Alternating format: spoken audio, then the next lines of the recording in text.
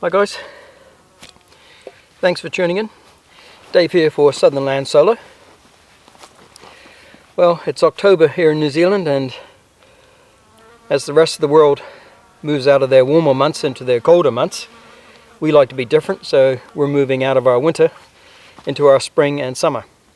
And I'm just out here in the Hunua Ranges today, just taking a walk just along a regular track. A lot of mountain bikers, a lot of walkers and hikers in the track at the moment, and just seeing what the spring growth is, just seeing what's available in this area and what I can look forward to in summer as regards to wild edibles.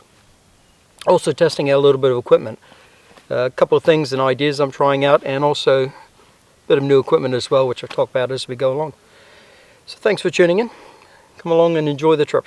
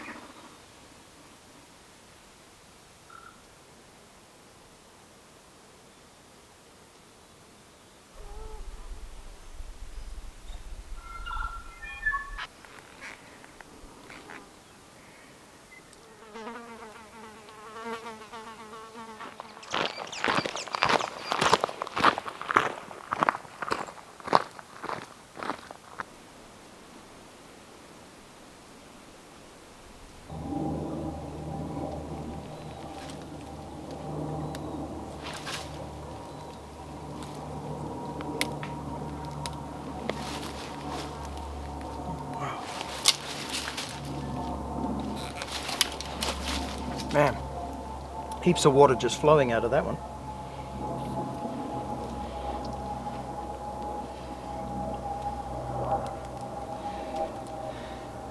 I always like to look under the leaves at the end on the supplejack shoot, because if you're going to get any little buggies, any little surprising protein snacks, that's where they're going to be hiding. Sometimes I just break the tip right off. That's the most succulent part, of course, as one of my subscribers and viewers pointed out, but I don't find too much difference in taste among all of it. Not bad.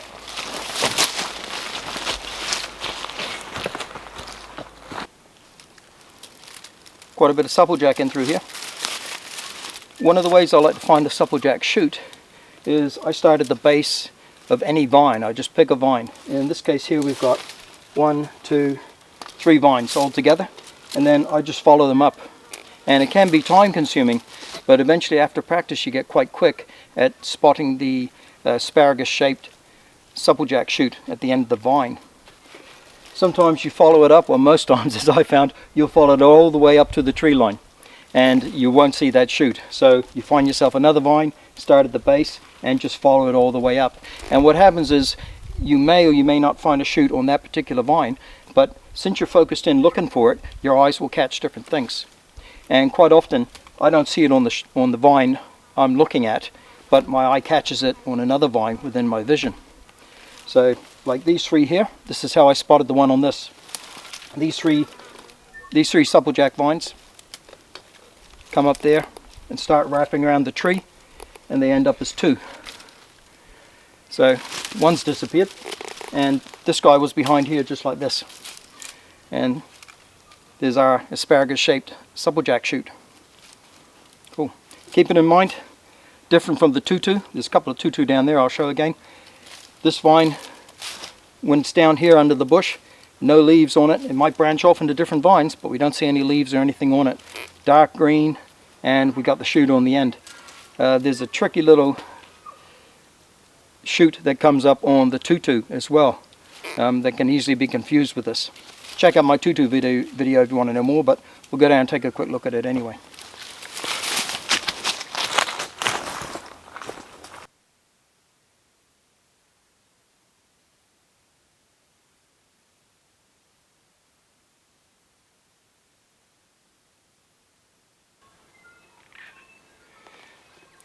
Here's a full-blown tutu tree. My previous video, you check that out on the tutu, the most dangerous plant in New Zealand, I believe it is. It was a small shrub, and I'm pretty sure they were going to grow into trees. I think that's what we've got in this area. Well, this is a tutu tree, and you can see how thick these branches can grow, and still growing, I guess. Here's the tricky thing about tutu and supplejack. Both of them are described as having asparagus-shaped spears. These are the ones on the tutu, which are deadly. You can see it right there. That guy right there looks exactly like an asparagus. It really does. And another one right there. If you're a vegetarian, this is not the tree for you. And as you can see, there's some... this is what happens with the asparagus-shaped stalk. It grows into a large shoot like that, and then eventually into branches. So yeah, pretty tricky. I remember that story I related in my video on the tutu about that the fellow in New Zealand who went by the description, pulled one of these off and ate it, and got pretty sick. Cool. Yeah, well, that's the tutu tree. Oh, we got some of those little berries I'll show you as well.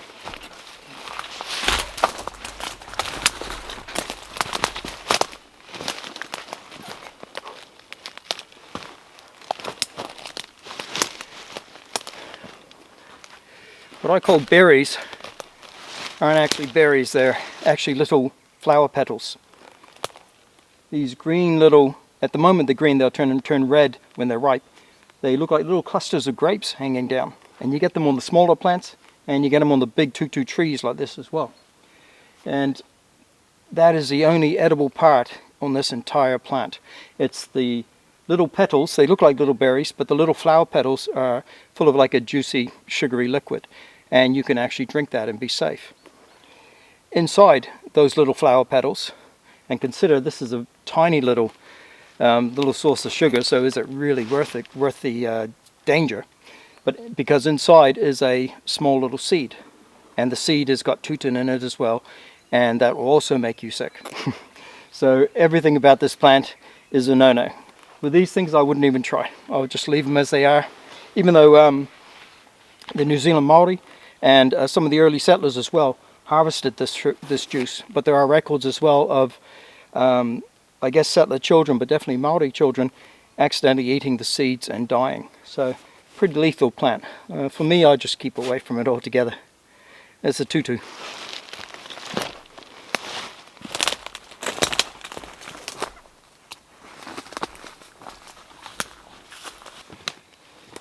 Here's some spring growth right here. This is the Kawakawa plant, and this is the fruit from the Kawakawa plant. These tiny, skinny little corn cob looking things. They're turning yellow from green, and when they're fully yellow, they're edible. Just eat them straight off the plant. And the Kawakawa leaf, of course, which you can use to make a nice tea, nice peppery tasting tea. If you've got a bit of a toothache, you could just chew the leaf straight, and it's a bit of a analgesic, so it helps lower the pain. I believe, let's see, what is it again? You could put it on bruises, you could put it on cuts, you know, you make a poultice out of it. Yeah, and it's also good for your digestive system.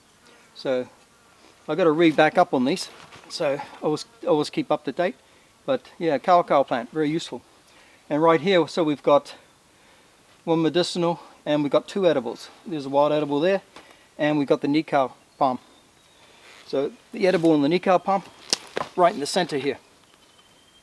Probably can't see it from there, too far away, but there's a shoot coming right up there, right up the center. And what it is just palm fronds that haven't opened up yet. and you just wrap that around and wrap it around, and eventually it'll just pull right out. It just breaks off and yanks right out.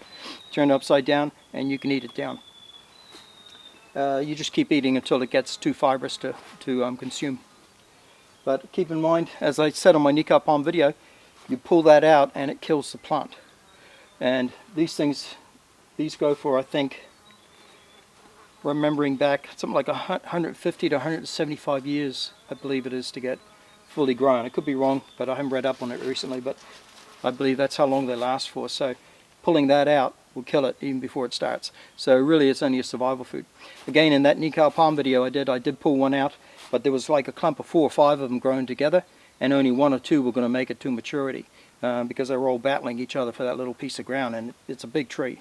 They grow to be a big tree. So I just pulled one of them out and ate that for the video. But yeah, 2 wild edibles and 1 medicinal, just in this little patch of ground. This little patch of ground here must be pretty fertile and pretty damp, prime growing area, because this Kawakawa plant is in a bit of a battle with these other 2 plants to take it over.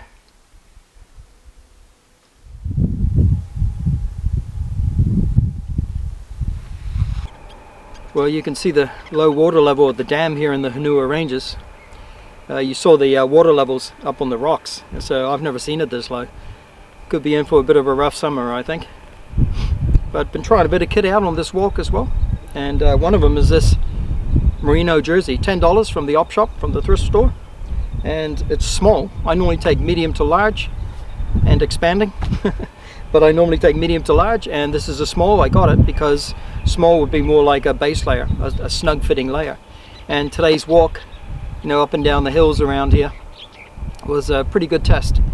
I was mainly looking to see if it would be any chafing under here, because it is a bit close cut there and does have a bit of a thick sew seam, but none at all. So I'm very pleased with how it's performed. By the time I'm out of here, it'll be about 7 hours we're in this thing, most of it walking and carrying this pack as well. So it's performed quite well for $10, or 10 to 15 I think. Pretty well spent. Got a nice merino base layer. Very, very pleased about that. Op shops, thrift shops, that's where it's at. Also trying with this backpack out. It's a blanket pack that I'm sort of putting together, just from bits and ideas and that I've been trying out myself and seeing on YouTube, just seeing if it'll work. It's pretty messy at the moment. That's its first trial, was today. Not out in the bush again. I've been on the track all day long, but I wanted to just see how it holds out and how I could wear it for you know, for hours on end. And it's held out pretty well. Getting a bit of a sore back, but you know, because there's no waist strap with it to take the weight. It's all on the shoulders, but it's holding out really well. I'd like to thank Kevin, actually. Kevin Smith, I believe he is, one of my subscribers, one of my viewers. He mentioned about these snug pack tree hugger straps for my hammock. He said he was watching one of my blanket roll videos, and I normally use a rope, and that's what I was planning on using on this, because keeping things minimal. And a rope has uses in the bush as well. He mentioned use the snug pack tree hugger straps, and I don't think I've ever thought of that before, and it just seemed like such a logical thought. I mean, these sit in my shelf, and that's where they sit, because now I'm trying to get onto the ground more, you know, maybe get into a tent or using my poncho for camping instead of a hammock all the time, just trying different things out. And the reason why I've been able to walk for hours on end with this pack is because of these tree hugger straps. So good suggestion, Kevin, thank you for that. Yeah, keep going.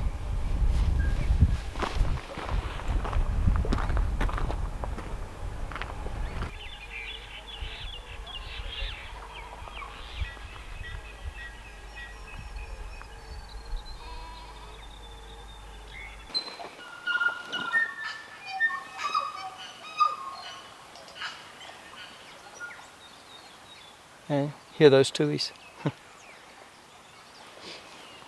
Here's what I wanted to show just before I finish my walk.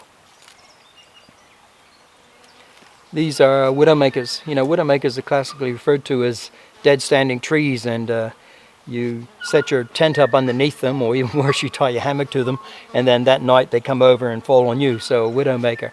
But these are widowmakers as well. These are like parasitic plants that attach themselves to a host plant. And in this case, it's a punga tree. And this thing here, just the heart of it is just stuck against that punga tree, and they just keep growing. And they're like a little bit of a net. They collect debris and dust and soil that flies around, and leaf litter, all that kind of stuff, and then that becomes its food source, just like a normal plant. And it just keeps on growing. And it gets wet, and it gets saturated, and they can get massive, and they can get heavy. And then just one day, boom, they just come down. So widowmakers as well. Maybe a good scientific name for them would be brain smashers. I like calling them brain smashers because that's what they come down on, is on top of your head. When you walk around in the bush, you could see these things all over the place. Just have a look around up above you, and you'll see these flax-like leaves growing out of trees when they shouldn't. Those trees don't produce those kind of leaves, and that's these fellas. So anytime you're setting up your campsite, have a good look up. Make sure you're not under one of these things.